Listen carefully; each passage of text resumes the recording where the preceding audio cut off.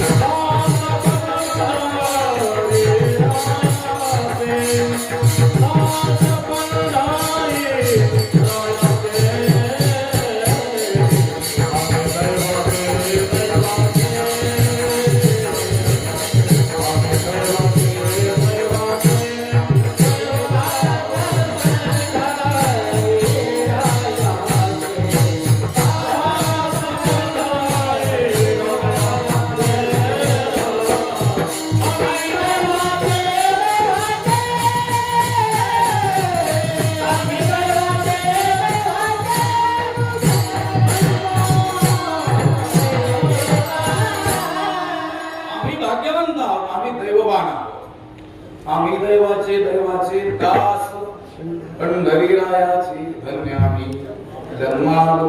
आमचा जन्म धन्य झाला, सफल झाला का? दास विठोबाचे झालो तरी तो जन्म आहे.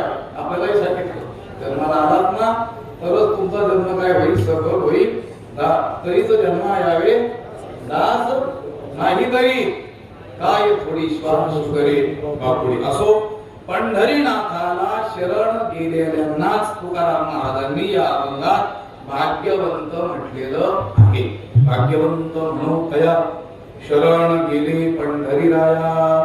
आता मी बोललो आचार्यांपासून सुरुवात केली तर फारच वेळ लागला असता, नाही तर आचार्यांनी आपल्याला जरा न पडणारच सांगितलं. कौपी नवंत खरु भाग्यवंत वेदांत वाक्येषु सदानंद भिक्षान्नमात्रेण तुष्टिवन्तः अशोकवन्तः करणे चलन्तः किंवा रमन्तः कौपीनवन्तः खलु भाग्यवन्तः.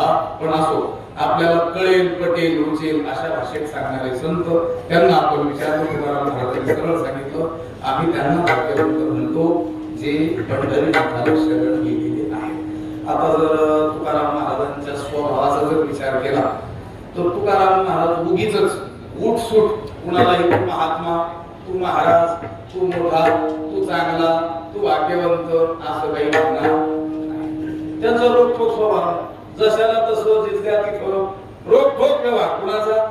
तुकाराम महाराज. माऊलींच्या आणि तुकोबारांच्या बोलण्यात फार मोठा भेद आहे. माऊलींना राग आला, फार राग आला, फारच राग आला तर फार फार काय म्हणतील? बुद्धिहीन म्हणतील, जडमती म्हणतील, गावंढिया गावंढळ म्हणतील. तर तुकाराम महाराजांना राग आला मग षष्ठीचाच प्रयोग, साचीचे विठ्ठल.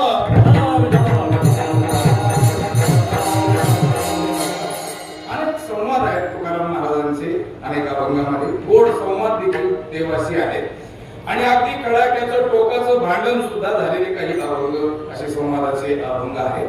एक अभंग आपल्याला त्याचा निर्देश मला करून जायचा आहे, त्यांचा स्वभाव दर्शवण्याकरिता. काय झालं असं, अधिक मासामध्ये देवानं पंढरपूरला सप्ताह केला असावा, अनेक लोकांनी त्यात सहकार्य केलं असावं आणि शेवटी कदाचित तुकाराम महाराज त्या सप्ताहाला पोहोचले असावे. देवाला वाटलं असेल तुकाराम महाराज बरं झालं पंढरपूरला आले, आता काय करूया, तुकोबारायांच्या हातानं या लोकांचा काय करूया, सत्कार करूया. म्हणून तसं तुकाराम महाराजांनी देवाला सांगितलं असावं. तुकोबाराय म्हटले असतील ठीक आहे, काही हरकत नाही, त्या लोकांनी मदत केली त्यांचा सत्कार करणं कर्तव्य आहे. देव म्हटले असतील फक्त सत्कार करून चालणार नाही, त्यांच्याबद्दल 2-2 वाक्य काही पुनर्गौरव करावा लागेल. तुकोबाराय म्हटले असतील ठीक आहे, त्यांच्याबद्दल 2 वाक्य बोलेल सुद्धा. देव म्हटले असतील केवळ 2 वाक्य बोलून चालणार नाही, त्यांना संत म्हणावं लागेल. तुकोबाराय म्हटले कोणाला?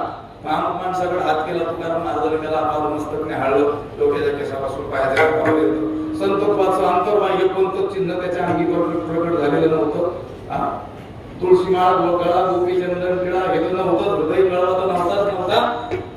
तुकाराम महाराज म्हटले देवाचं काही डोकं खराब झालं, या माणसाला संत म्हणायचं काय मला सांगता. तुकाराम महाराजांनी नकार दिला आणि देवाचं आणि तुकाराम महाराजांचं भांडण जुंपलं. देव धमकी देऊ लागले, दम देऊ लागले, बळजबरी करू लागले.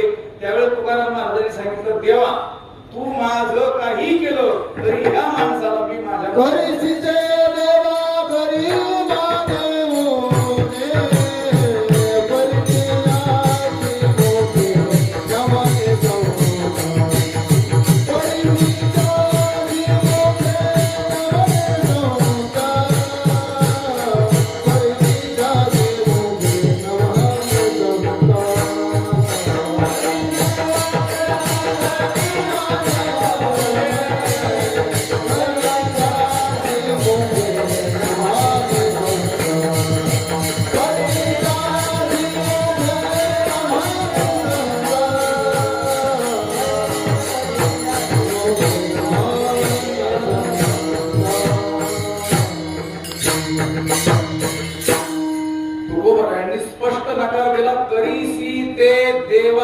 परी माझे सुखे.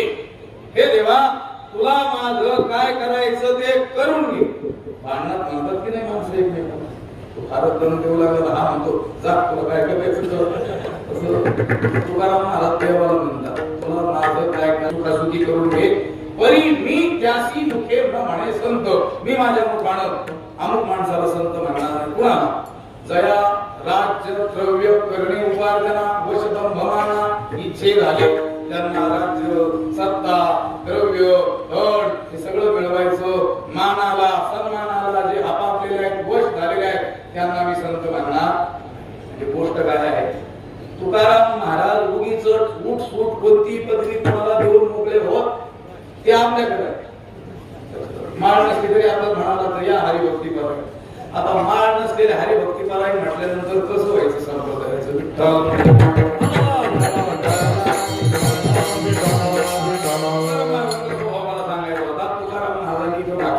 लक्षण केलं पण सांगताना सांगितलं शरण केले पंढरीला. एवढं वाचलं ऐकलं की आपल्याला असं वाटू लागतं कदाचित तुकाराम महाराजांनी या अभंगामध्ये आपल्याला सुद्धा भाग्यवंत म्हटलंय की काय करणार. आपण कीर्तन करतो, भजन करतो, वारी करतो, सद्ग्रंथांचं अनुष्ठान करतो, नामजप करतो, सेवा करतो, हरिपाठ करतो, गाथा करतो. याचा अर्थ आपण देवाला शरण गेलेलो असलो पाहिजे. आणि नक्की देवाला शरण गेलेलो असो तर आपल्याला तुकाराम महाराजांनी काय म्हटलं असलं पाहिजे, भाग्यवंत. अशी आपलीच आपल्याविषयी गैरसमजाची शक्यता ठीक आहे. कीर्तनकाराला सुद्धा तुकाराम महाराज भाग्यवंत म्हणते. असं नाही गिरवी मागे झालेला असता तुकाराम महाराज कीर्तनकाराचं नाटक घेऊनच तरी भाग्यवंत म्हणतील. भजन करणाऱ्याला म्हणतील, पारायण करणाऱ्याला म्हणतील, वारी करणाऱ्याला म्हणतील, हरिपाठ करणाऱ्याला म्हणतील, सेवा करणाऱ्याला म्हणतील. पण कधी म्हणतील? त्याचं ते कीर्तन, भजन, वारी, सद्ग्रंथांचं अनुष्ठान या सगळ्या गोष्टी म्हणजे देवाची शरणागती असेल तर. विठ्ठल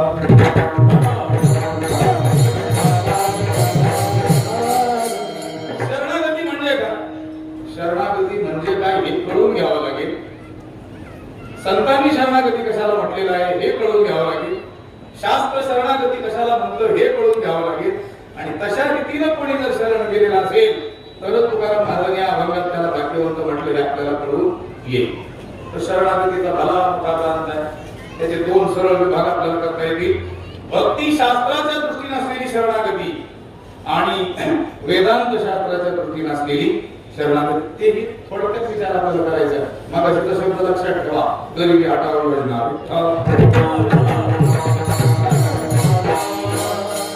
भक्ती शास्त्राच्या दृष्टीने असलेली शरणागती तिचा विचार नारदांना धरून आपल्याला करायचा आहे. कारण नारद हे भक्तीचे महान आचार्य आहेत.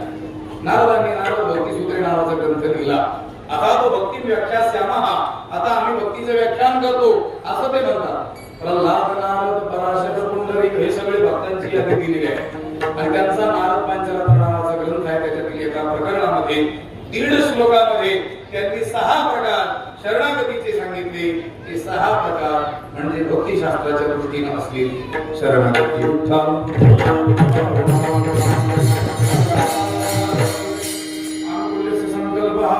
प्रातिकूल्यस्य वर्जनम रक्षिष्यति इति विश्वासः गोप्तृत्व वर्णन तथा आत्मनिक्षेप कार्पण्ये षड्विधा शरणागती ही विध म्हणजे प्रकार.